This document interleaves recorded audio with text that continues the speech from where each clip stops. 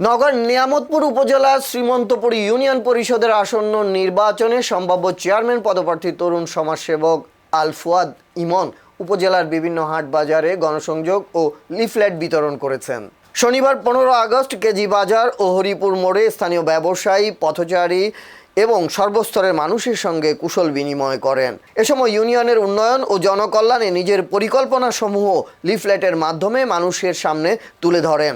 আল ফুয়াদ ইমন ইউনিয়নের সাবেক চেয়ারম্যান আল মামুন হক মামুনের ছেলে। গণসংযোগ ও লিফলেট বিতরণে ব্যবসায়ী এবং সাধারণ মানুষের মাঝে ব্যাপক উৎসাহ উদ্দীপনা দেখা গেছে। এ সময় ইমন এলাকার সার্বিক উন্নয়নে পাশে থাকার আশ্বাস দেন। গণসংযোগে স্থানীয় মুরব্বী, গণ্যমান্য ব্যক্তিবর্গ এবং আল ফুয়াদ ইমনের শুভাকাঙ্ক্ষী এবং রাজনৈতিক সমর্থকরা তার সঙ্গে উপস্থিত ছিলেন।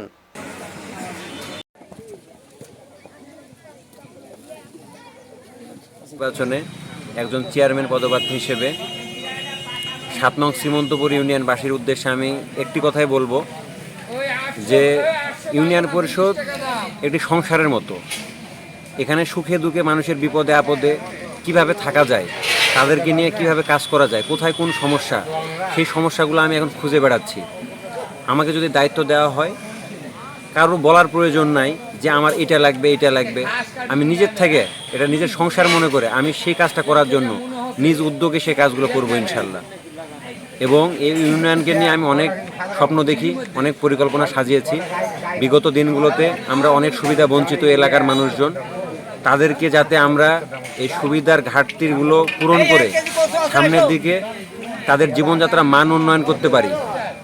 একটি হয়রানিমুক্ত, দুর্নীতিমুক্ত এবং একটি জবাবদিহিমূলক ইউনিয়ন পরিষদ গঠন করাই আমার প্রধান লক্ষ্য, যেখানে গরিব দুঃখী মেহনতি মানুষেরা অগ্রাধিকার পাবে, তাদের জন্য যে বরাদ্দগুলো আসে সে বরাদ্দগুলোর ন্যায্য হিস্সা তারা পাবে এবং একটি জবাবদিহিমূলক ইউনিয়ন গঠন হবে, যেটা আমরা বছর শেষে আমরা আমাদের বাজেট অধিবেশনে আমরা প্রকাশ করব যে কোন কোন খাতে আমাদের বরাদ্দগুলো কাজ হয়েছে এবং কোন কোন কাজে আমরা কাজ করতে পারিনি, সেটা জবাবদিহিতা জনগণকে দিতে হবে। কেন কাজ করতে পারলাম না, সেখানে আমাদের কোথায় সীমাবদ্ধতা ছিল, সেই জিনিসগুলো আমরা ফুটিয়ে তুলতে চাই, যা বিগত দিনে কখনোই হয়নি।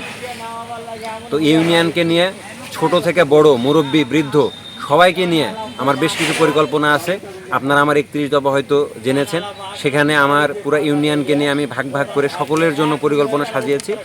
আমি চাই এই কাজগুলো হোক, এই কাজগুলো বাস্তবায়ন হলে আমার এলাকার মানুষের জীবনযাত্রা মান উন্নয়ন হবে। তো আপনারা আমার হাতকে শক্তিশালী করবেন যাতে করে আমি আপনাদের জন্য এই কাজগুলো করতে পারি। এই কাজগুলো আসলে হওয়া উচিত, বিভিন্ন এলাকার মানুষ এই সুবিধাগুলো পায়। তো সেই সুবিধাগুলো আমরা আমাদের ইউনিয়নে যদি করতে পারি, তাহলে আমরা মরেও শান্তি পাবো যে এলাকার মানুষের জন্য আমরা কিছু একটা কাজ করে যেতে পেরেছি।